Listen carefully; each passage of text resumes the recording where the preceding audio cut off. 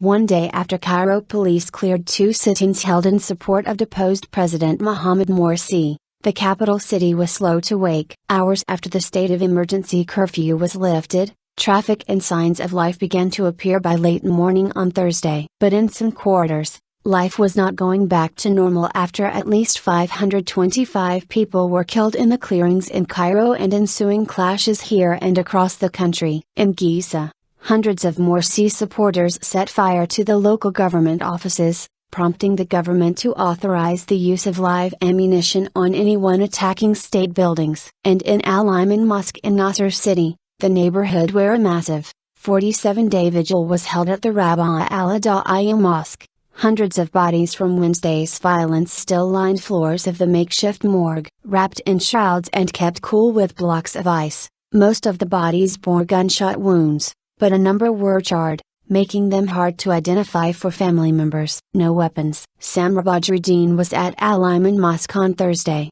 simply to grieve. "They killed my husband and then they burned his body. I can't find him," she wept. "He had no weapons on him. If he had a weapon, he would have been able to defend himself," she said of her husband, Iman Mosque, a 45-year-old electrical engineer and the father of 4, aged 5 to 12. "In his last phone call at 9 a.m. he told me he was fine. At 3 p.m., his friend called to tell me he was martyred." Many of those at the sit-in wrote their names on their hands at the time of the attacks so that their bodies could be identified. Their names were listed on cardboard signs at the end of each row, where they lay waiting to be buried. "Excellent job." Strategic security expert Dr. Kandil told Al Jazeera that Wednesday's operation was a very important strategy to cut the cancer called the Muslim Brotherhood from Egypt's body. "It was done very legally and very quietly," said Kandil of the day-long clearing of the sit-ins in Rabaa and Giza. "The police kept telling them to leave.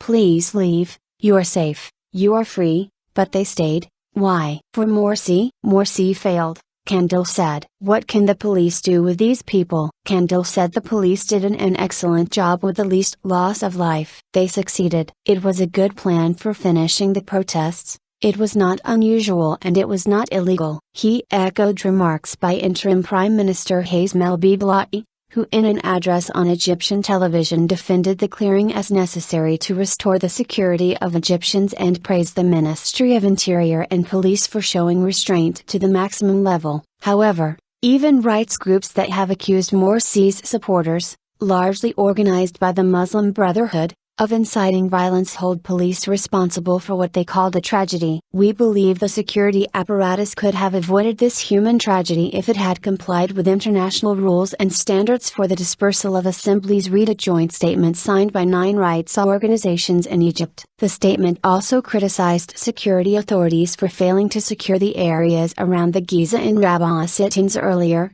allowing weapons, ammunition, and fortifications to enter the sit-ins and led to killing, torture, and physical assaults on journalists with impunity. Mohamed Morsi, Egypt Program Manager for the Cairo Institute for Human Rights Studies, one of the signatories of the statement, marveled a statement by the Ministry of Interior which said that a death toll of between 3,000 and 5,000 would be likely, characterizing the number of deaths as awkward and likely to have economic blowback rather than being an unacceptable loss of life. "I don't think that there is any loss that is acceptable. This has nothing to do with international standards," said Morsi, adding that he would like to know how such a number of acceptable losses was calculated. "Reasonable to whom?" "For Egyptians who felt the sit-ins were either a nuisance, misguided or a threat to national security, the deaths resulting from Wednesday's operations appear to be an acceptable price to pay." Twitter has been buzzing with defendants of Cairo police, many of whom referred to the Muslim Brotherhood as terrorists and murderers. As plumes of smoke rose from the surrounded sit-in on Wednesday and gunshots were heard echoing out of Rabaa Square, crowds gathered near the police lines to chant slogans praising Egyptian Army Chief General Abdel Fattah el-Sisi and Cairo police. Local newspapers had reported that estimates of up to 10% loss of life was expected, something security experts previously told Al Jazeera was reasonable losses that people will accept to overcome the political crises. The notion of what is a reasonable loss is hard to quantify in a place like al-Iman Mosque, where the smell of death mixed with the putridly sweet air freshener, and family members wailed inconsolably over the charred or bloodied remains of those they have lost. Marwan Saber, a cardiologist, got separated from his brother, Omar, in the melee following the crackdown. Saber ended up outside the sitting, whereas Omar, a 22-year-old engineer, was shot in the chest inside the protest camp. He was stuck in an ambulance. Police wouldn't let the ambulance leave Rabaa, said Saber, 26, who was frantic and unable to reach his brother by phone, as mobile networks were not properly functioning during the clashes. To Saber, there is no such thing as a reasonable loss of life. Reasonable? Who would say that? This is reasonable,